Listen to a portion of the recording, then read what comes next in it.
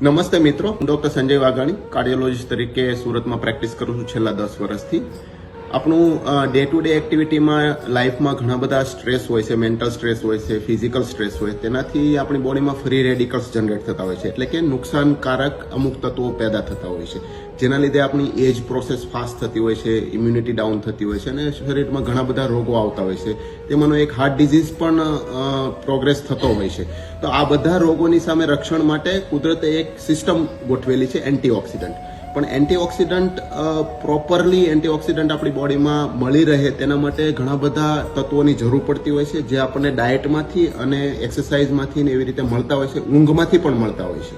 તો આ એન્ટીઓક્સિડન્ટ જે શરીરને જરૂર પડે છે, જે રોગોની સામે રક્ષણ આપે છે, તે હંમેશા પૂરતા પ્રમાણમાં નથી હોતા. તેના માટે ઘણા બધા એવા માઇક્રોન્યુટ્રિયન્ટ્સ અને ટ્રેસ એલિમેન્ટ્સની જરૂર પડતી હોય છે કે જે આપણા ડે ટુ ડે ડાયટમાં નથી મળતા. પરંતુ અને સાથે સાથે આપણો ડાયટ અત્યારે એટલો હેલ્ધી રહ્યો પણ નથી. તેના કારણે થઈને આપણે બોડીમાં હંમેશા આવા એન્ટીઓક્સિડન્ટ તત્વોની ઉણપ રહેતી હોય છે. આ ઉણપને પૂરી કરવા માટે આપણે બહારથી સપ્લિમેન્ટ્સ લેવા પડતા હોય છે, જે આપણને રોગો સામે પ્રોટેક્શન આપે છે અને આપણી એજિંગ પ્રોસેસ જે ફાસ્ટ જતી હોય છે તે નેચરલ વેમાં કન્વર્ટ કરી આપે છે. તો આ એન્ટીઓક્સિડન્ટના ભાગરૂપે આપણે જે સપ્લિમેન્ટ્સ લેવામાં આવે છે તેમાં માર્કેટમાં ઘણા બધા તત્વો, ઘણા બધા સપ્લિમેન્ટ્સ અવેલેબલ હોય છે, પણ બધા જેન્યુન નથી હોતા.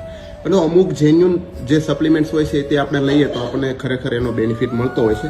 આ એડેડ એડવાન્ટેજ માટેનું છે. આ રૂટીન જે ડે ટુ ડે લાઈફમાં આપણે જે દવાઓ ચાલતી હોય અથવા તો જે કંઈ ટ્રીટમેન્ટ ચાલતી હોય એ કર્યા પછી આપણે જે સપ્લિમેન્ટ્સ લેવા પડે છે એના માટે થઈને અમુક કંપનીઓ, સારી કંપનીઓ છે, જેમાંની એક આ ઇન્ડુસિવા કરીને કંપની છે, જેનું એક આઈપલ્સ છે, જે અકાઈ બેરી નામના બેરીમાંથી તેનું એક્સ્ટ્રેક્ટ કાઢીને એક જ્યુસ બનાવે છે. તે આપણે ડેલી એક ચમચી કે એક પેલું બાઉલ આ લઈ શકીએ તો એનાથી આપણને થોડો બોડીમાં એન્ટીઓક્સિડન્ટ્સ મળતા હોય છે. અને એક એમની કોફી છે, એ પણ સારી છે. આ પર્સનલી હું યુઝ કરું છું અને મને થોડું સારું લાગે છે. એટલા માટે આ એક વસ્તુ એવી છે કે જે આપણે એને સપ્લિમેન્ટ તરીકે યુઝ કરી શકીએ. પરંતુ એક વસ્તુ ખાસ ધ્યાનમાં રાખવા જેવી છે કે આનાથી કોઈ રોગ મળતા નથી.